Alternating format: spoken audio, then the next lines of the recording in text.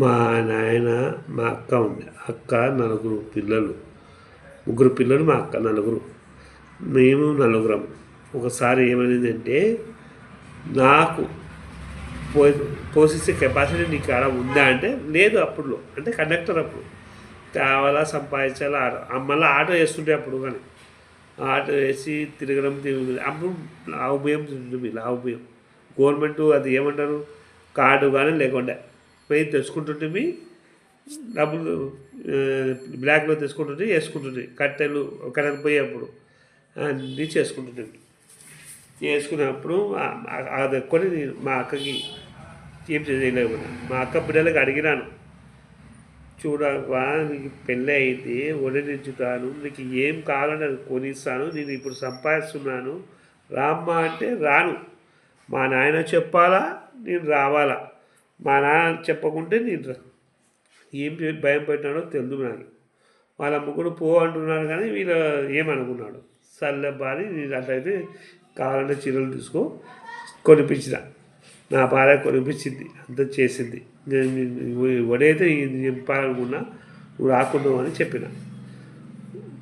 పోయినాము, నింపినాము. ఇది డెవలప్లో నింపుతా కదా అంటే ఇదే సర్లే అని ఇడిచిపెట్టేస్తాం.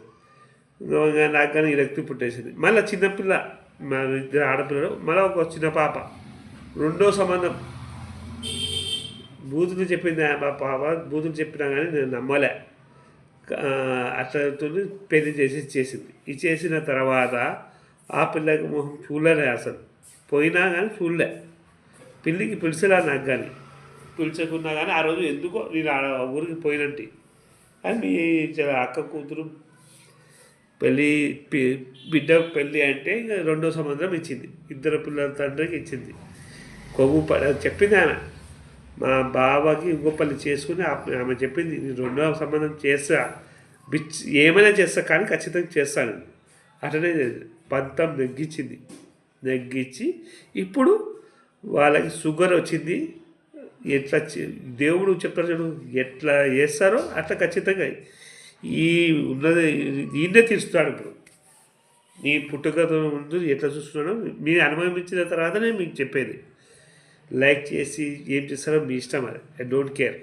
అంటే నాకు ఇంగ్లీష్ కానీ తెలుగు కానీ ఏం రాదు. ఊరికే చెప్తున్నాను. కోటి సామెత వరకు ఏం రాదు నాకు. నేను 5వ తరగతికి మాత్రమే. మా పిల్లలకి కానీ చెప్తున్నా, తల్లి లేదా బాగా చదువుకోండి, నేను మొత్తం మ్యాటర్ చెప్తున్నా.